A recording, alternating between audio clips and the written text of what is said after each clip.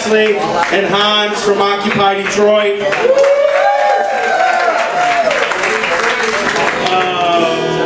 On my first page. So Detroit's representing. There's Paul Gunter over there, another Detroit native son. So we'll start out with the song, and then Harvey will be up to introduce Jim Riccio from Greenpeace.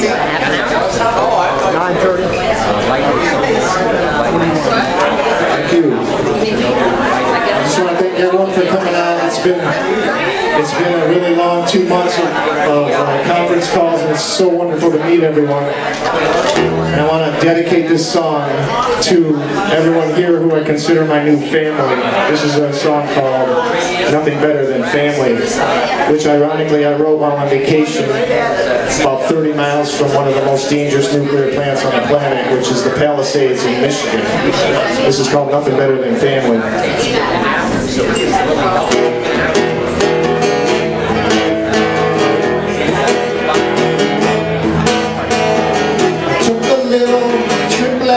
June, Western Michigan. My wife and son, well, we rented some fun at Nukes cottage at 6 o'clock at noon. Picturesque nature at her prime, with sunsets and shooting stars. The water's cool, sparkles like a jewel, and then meets the sun with the child, all in endless time.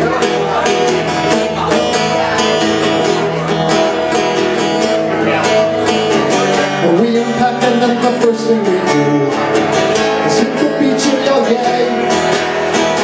There's nothing better than family.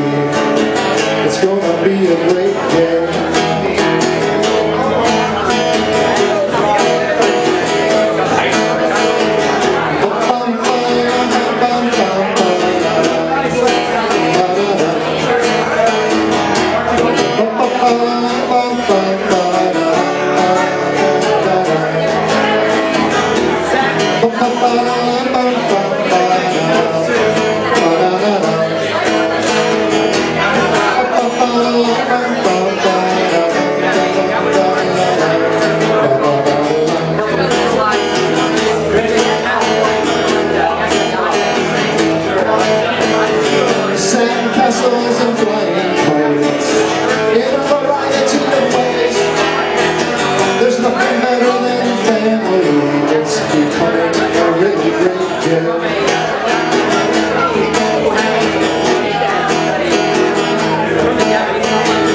Jennifer's parents came later that day. We all hiked around Rosie Mound.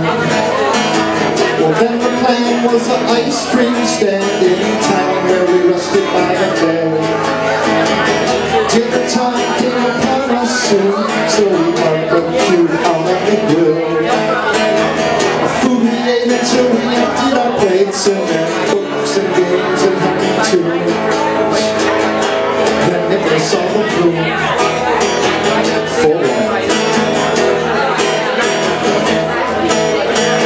And now it's time for Nick's bedtime story.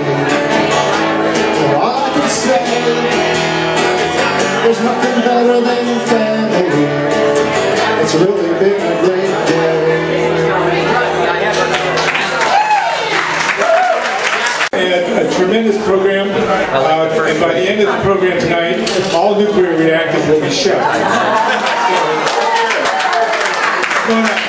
We can beat Japan. You know, the Japanese allegedly backed off shutting down all their reactors. Don't believe a word of it. All those reactors in Japan will be shut well before 2040. You heard it here first. Yeah. Okay, got that? So, Jim Riccio. Jim, come on up. You can finish your beer before, during, or after the speech, which you prefer. Okay. So, Jim Riccio, I've been senior advisor to Greenpeace all these years, and we were trying to put together a basketball team. So we needed a power Center, and we got Jim Riccio. Greenpeace has done fantastic work over the years on nuclear power, largely in recent years. When were you hired there? English translation. I took Japanese. I still have girls and me's, yes. So Jim has been there a long time, doing great work, and he's going to talk to you about the current state of the industry, what we need to do, and then we're going to be followed by Michael Baird. So give him help. Thank you, Harvey.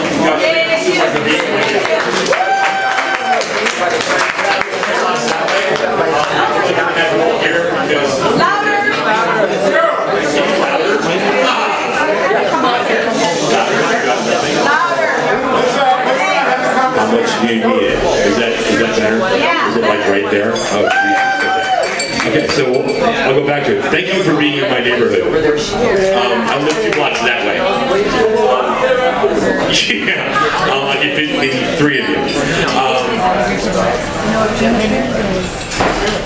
Dealing with nuclear power and living in this town is quite a trip, and it's really a pleasure to have you all here because in reality we're up against it, and I know you know that. When we were down in the mall, Chris Williams said to me, "Jimmy, you gotta fly your home colors." I'm like, okay. I'm a New Yorker.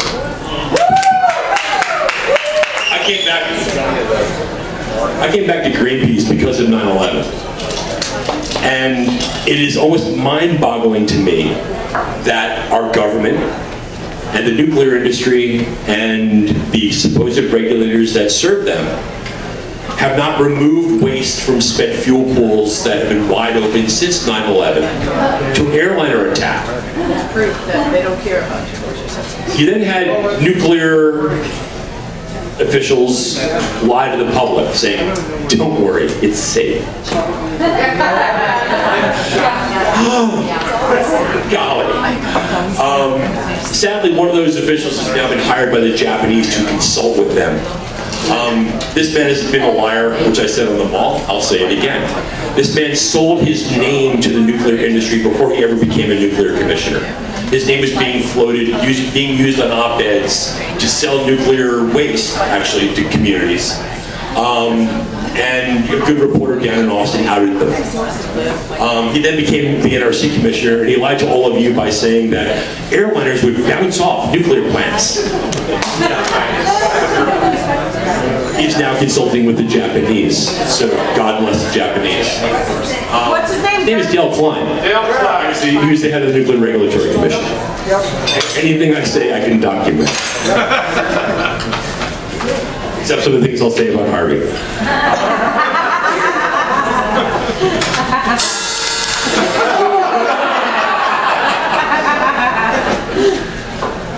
As you all know, we're up against it. We're against corporations, many of which are natural monopolies. They own your politicians. They own the NRC. Despite the fact that they're causing cancer and basically spewing their radiation on top of populations, they don't care. What they care about is money. So what we need to do is we need to make them feel some pain. And that pain is financial. I love the fact that there are battles against QUIP. QUIP is, QUIP is an acronym, which means we're the nuclear industry, we're going to screw you and make you pay for nuclear reactors that may never be built. That's happening in Florida, it's happening in the Carolinas. The way to make them feel pain is to make them pay for reactors if ever they want them to be built. The other way to make them feel pain right now is the fact that Fukushima provides you with an opportunity. The Nuclear Regulatory Commission, despite its fact that it's a lapdog, is looking at problems at nuclear reactors. Unless you are on top of them to point out those problems, they will do nothing about them. Right now there's a problem down in South Carolina. Where's Susan Corbett? She was so eloquent today. And God bless the people from South Carolina because they truly are in the belly of the beast. There are 3 nuclear reactors that pose a Fukushima-like threat down in Duke. The Nuclear Regulatory Commission is trying to turn it into a generic issue, which means it will not get solved for well over a decade. The same thing is going on in the Midwest. Now in the Midwest, there's talk that they may not allow a reactor to restart because of the threat. Yet in South Carolina, they're going to continue to run 3 reactors that pose a Fukushima-style threat. You have these opportunities in all your reactors, whether they're GE or not. Now, NRC is going to take their own sweet time doing this. But the way you can actually cause them pain is creating a nexus between safety and cost. And you need to do that because, again, despite the fact that they're giving people cancer, despite the fact that people in Japan will be suffering, they don't care. They're indemnified. So, when I first got to town, we tried to tackle Bryce Anderson, and we took it head on. It's like taking on a friggin' NFL linebacker head on. I got here at the point in time when most of the environmental community had its tail between its legs because it's gotten its ass kicked so badly. So you can't take these guys head on, but you have allies. And I was talking before about New York State and again New Jersey. Certain states have figured out, okay, NRC controls the field. They will preempt you if you talk about safety. They tried to preempt us in Vermont talking about safety. We weren't talking about safety, we were talking about the fact that we had a vote to shut down that reactor. And now it's in court. We'll see what happens. But you have allies at the state level, and you need to work those people and leverage them.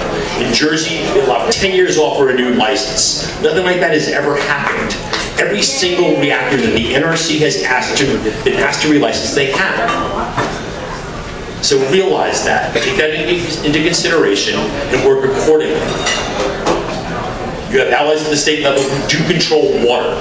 These reactors cannot operate without water. Now, sadly, in South Carolina, you have a Republican governor who will ask her for help. We'll see what happens. In North Carolina, you have a governor who probably is going to lose, and hopefully his attorney general will stick around. In New York and Jersey, the fact that Jersey went after it is mind-boggling. But again, they've been having problems in their own environmental protection agencies as well. So you have friends at the state level working on angles that